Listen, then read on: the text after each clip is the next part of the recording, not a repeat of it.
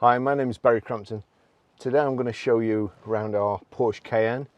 Then I'll take you for riding it, but first I'll tell you a little bit more about it. It's a 4.2 TD Tiptronic S four-wheel drive. 2014 on the 63 plate, 92,783 miles at the moment, but will have done about 92,830 when I've finished today. It's MOT'd until the 23rd of the 9th, 2022. Fuel economy. Urban, 28.2 miles per gallon. Extra urban, 38.7 miles per gallon. And combined is 34 miles per gallon.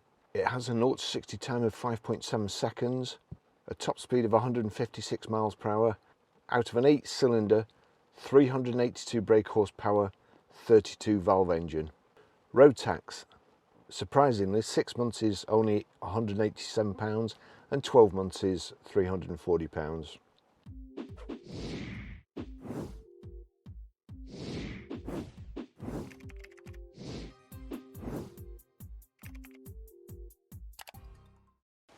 So we've got front and rear parking sensors, multi-spoke alloy wheels.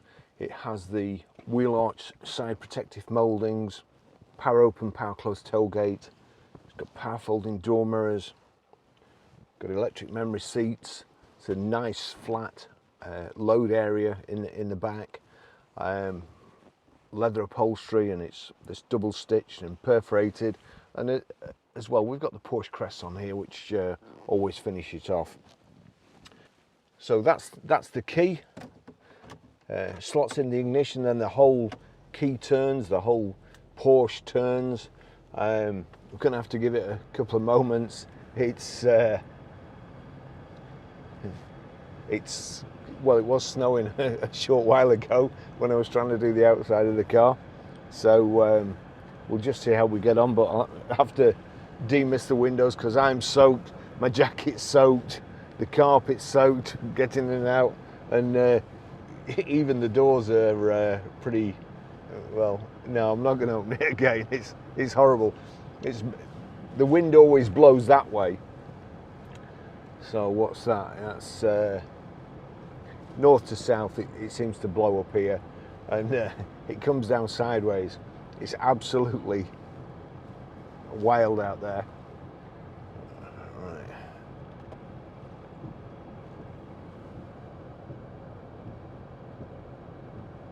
If you can hear, there's a switch here. Now, it's quite confusing. I'm going to turn this down. That's getting on my nerves. You won't be able to hear. So there's two switches here. There's a kind of curved windscreen, and there's a square windscreen. Now, if you look in the glass at the front, the elements, then you can see it's a heated screen. And to be honest, I couldn't really see how you switched it on before. But this, because every time I pressed that, I thought that was for the heated rear screen and this was for the front screen. But as soon as you press the front screen,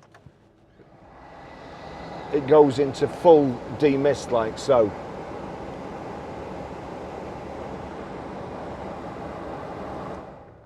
This switch here, you click that. Now, apparently, I've actually looked it up. I've taken the trouble to look in the manual, which is a first for me, really. That switches your heated mirrors on, your heated front screen, and also your heated rear screen. So that's what that switch is. A little bit confusing.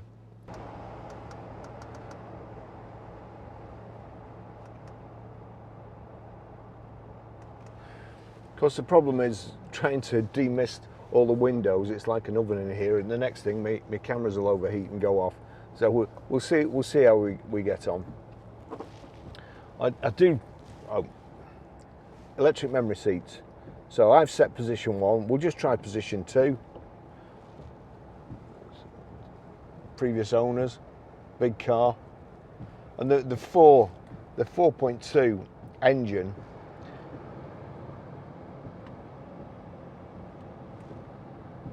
See the steering wheel and the mirrors move.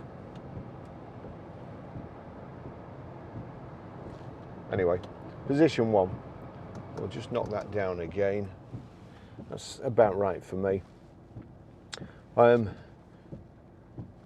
see. There's your power folding door mirrors.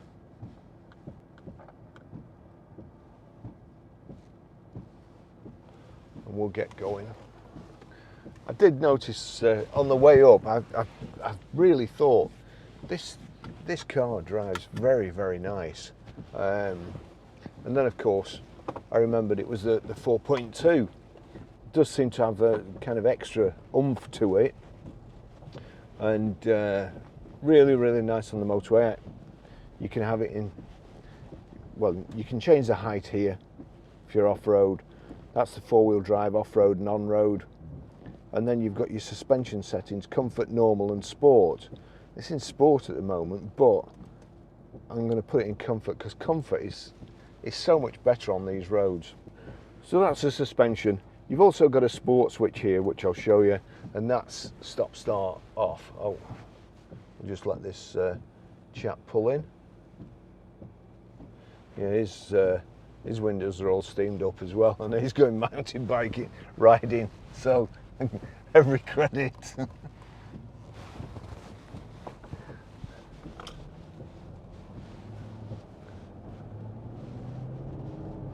Here we go. Here underneath you've got another thing that foxed me, and the older I get the better I was. Underneath is it feels like a catch that normally you pull a lever down, and that allows you to move the steering wheel height and reach adjustable. And I felt this thing here, and I didn't have the ignition on, so I was trying to move, and it wouldn't move full stop. Anyway, I turned the ignition on, and it really wasn't in the place that I wanted it to be. It was where the steering wheel was before. It was cutting the display off at the bottom, so I knew it would bug me right through the test drive unless I moved it. Of course, I went to try and pull this down, because you can just get my thumb behind it. Went to try and pull it down, and then there you go. It's an electric switch, so it moves up and down like so. So fortunately, if I'd been any stronger, I'd have cost us a fortune. In the back of the car, sorry about the steaming up, I can actually see, it might look worse on camera, but I can actually see. In the back of this car, I have a big Oakley puffer jacket, which is soaked, and I've also got a massive golf umbrella, which is also soaked. So I can only apologise for the, as I say, for the condensation.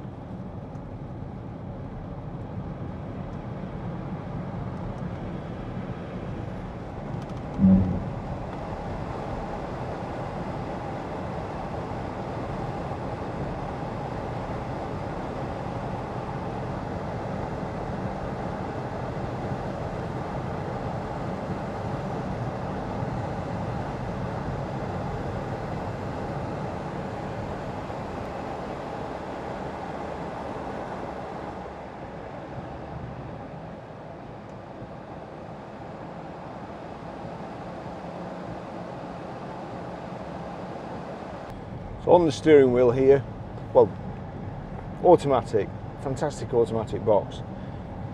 If I knock that over there, I can change gear like so, up and down. So it's kind of a manual. I've also got these little aluminium switches, really nice and neat, not like some of the big like angle iron that they put behind the steering wheel to change. And you've also got, if you pull towards you, that changes down, and if you push away from you, it changes up, and you can do that with both hands. So that's a good design.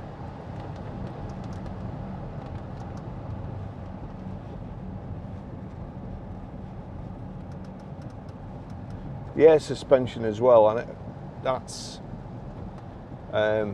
it's really good. It's Range Rover class.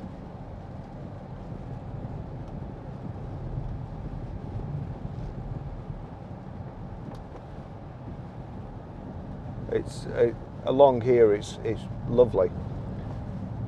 Also on the steering wheel here, you've got your volume control there,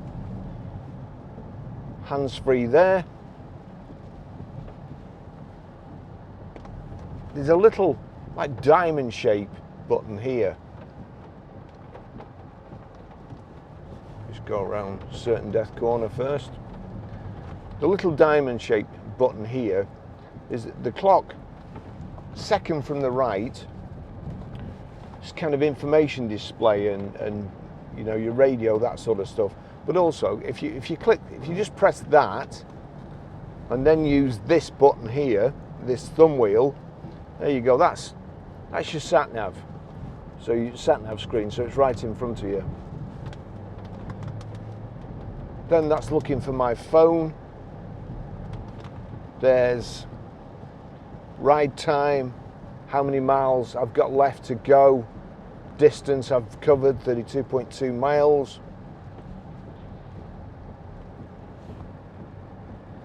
Average fuel consumption and average speed.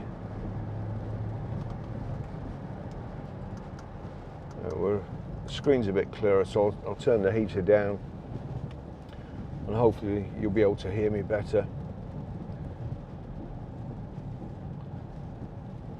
So here, getting in and out, this is a good idea because this kind of shares the chassis, I think, with the Q7 and the Touareg.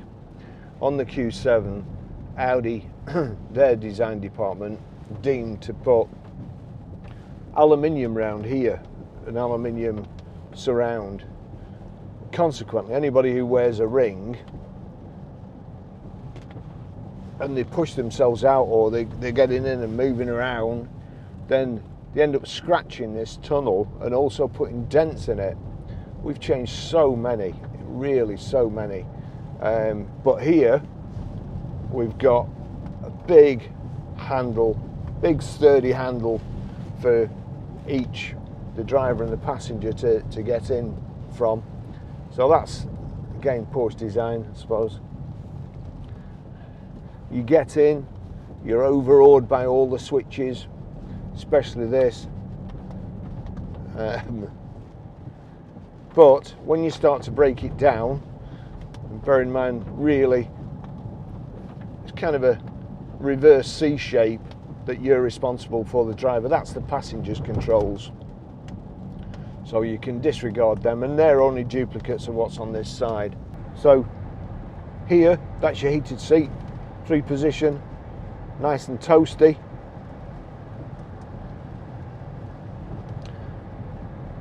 Here is the direction of your airflow, so it's dual zone climate control. You can put it on automatic there, or you can have up to the screen, which I've got it on at the moment. As I say, I'm absolutely drenched. I really am, but I mean that's underneath me, 2 coats, I'm drenched. So you can imagine what it's like up here and why the vehicle's steaming up. Then here, that's your height adjustable suspension, your air suspension. There, comfort, put it in sport there.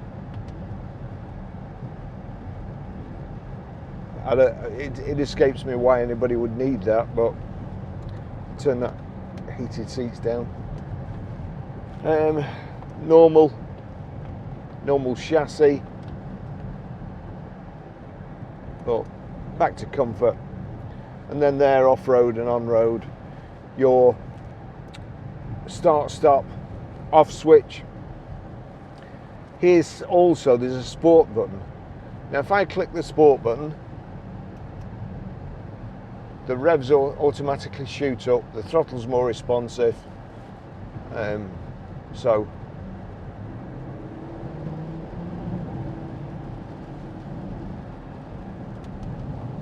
and perhaps that's why they have sports chassis setting.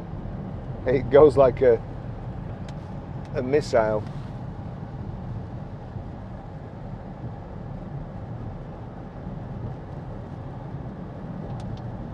Lovely car, lovely to drive. It's got, let me just put the map on, so map there, and quite simple, not too many, although as I say, you jump in here and you think, oh God, look at all them buttons. It's not too bad when you just study them, what they do, then you're okay. So you got sat nav, that's your phone button. You've got media here, and that's just showing my iPhone, so it's playing an audio book that I've got on. If we go to source, there it's showing Bluetooth auxiliary. Oops, timed out, just got me. So source, if I just knock it on there, that takes it to auxiliary, and you can change to CD as well.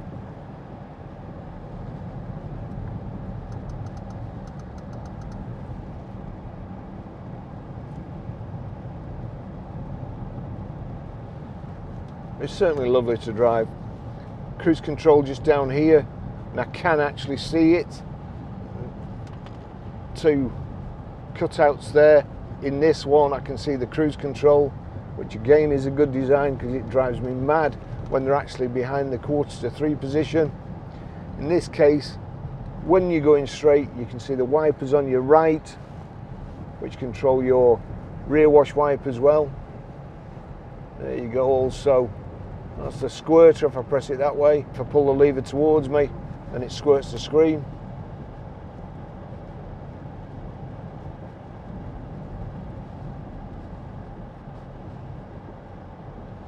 That looks like hill descent button up there. We'll try that in a minute.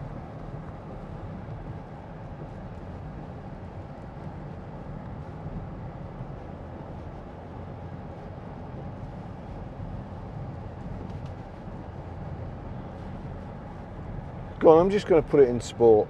So sport, and then let me just see, does that? Right, that's why it was in sport. Click the sport button there, it knocks the suspension to sport as well. I was just going to gun it a little bit, but I don't think I will. There's like a 30-foot drop into a kind of a river down there, or a brook. I'm going to let this guy go.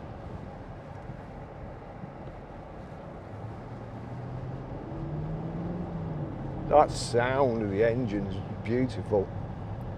Let me turn this heater down. I'm going to melt. The heater is awesome. So let me see what we're in. We're in sport suspension. So let's have a go around here. Hopefully nothing's coming, but not going too fast. Yeah, here we go. Should be fun over the cattle grid. Not too bad at all. Back into comfort, out of sport. Nothing coming. So here we are. We're in drive. There's a button here that looks like hill descent. So hill descent there. Put off the brake and the accelerator. And it's just taking me down here gently. I'll see if this is like the Range Rover and I can just... No, it doesn't seem to do that. On the Range Rover you can adjust it with the cruise control, which I didn't know until last week, till somebody left a note in the comments. So if you know a different way, or anything that I've missed, please feel free to leave a comment. You know, don't bother criticising me because I couldn't care less. And you're wasting cyberspace. But if you've got anything constructive, then by all means, please leave a comment. Nice leather. Well, certainly leather effect dash. I don't know if it's full leather. The airbag over there, again, the double stitching.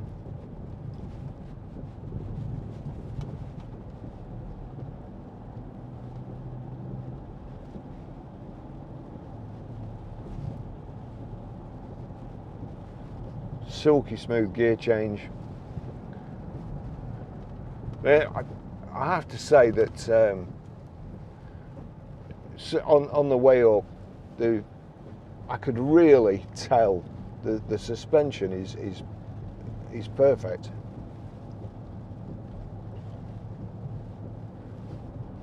And the acceleration's something to behold as well.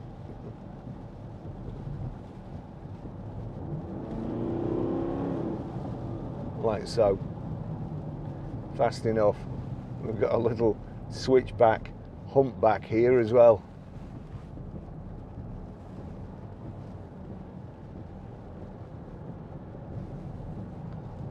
It's lovely to drive. We've had a couple of inquiries on it already. I think a couple of people are waiting to see the video. One specifically asked for a video.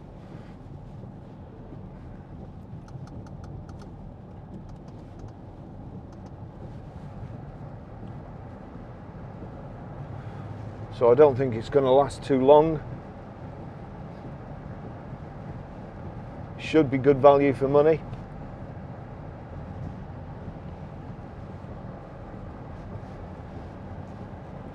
I think it's meteor grey metallic with black leather.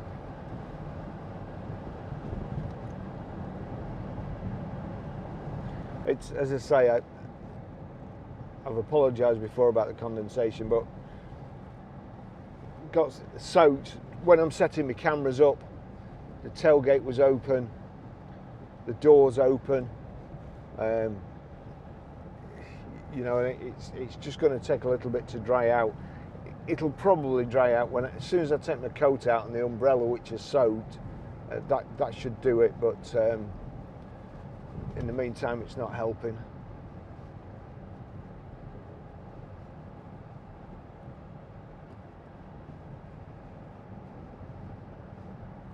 Apparently, according to the weather forecast, I'm sure I saw that we're in for up to 17 inches of snow.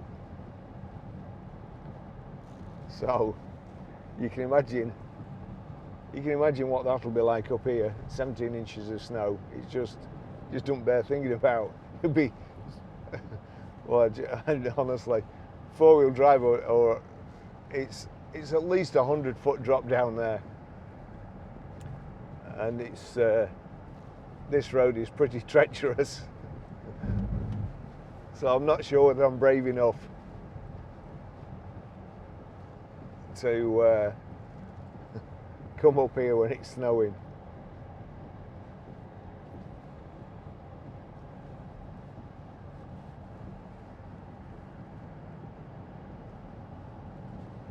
It's lovely to drive.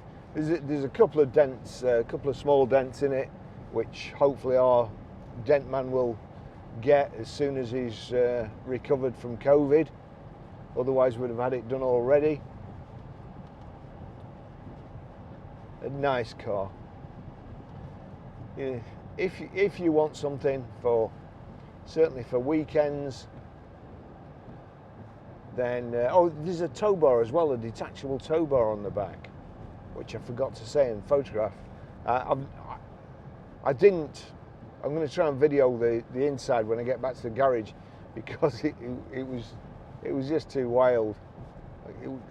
It got wet enough without doing that. So I must remember to take a photograph of the tow bar and show you how lovely it is inside. It's beautiful. Another great car. And we've got some extremely nice vehicles coming in. Well, they're already in, extremely nice vehicles that I need to photograph and video. One is a Bmw X6, which are always very popular with the people who like cars that look like a capsized dinghy. The X6 is the one for you. So we'll be doing that. Goodness me, what else we've got? Another Evoque. We're down to one Range Rover now. So always like to have at least one in spare, just in case somebody buys my smoker, and then I don't get a monk on at work. So this is a lovely car. Yeah, so that, as I was saying before, in the past I've criticised Porsche for these cup holders on display when they've got their own Porsche design department, always improve on other people's designs, and I couldn't get my head around it. It's only a simple thing, and it's like this in a lot of cars. Couldn't get my head around it. Why would you do that? Today I discovered if you pull that up, slide forward, that's it. The armrest covers it up. So sorry for doubting your Porsche design. Thanks for watching. I'll see you in the next video.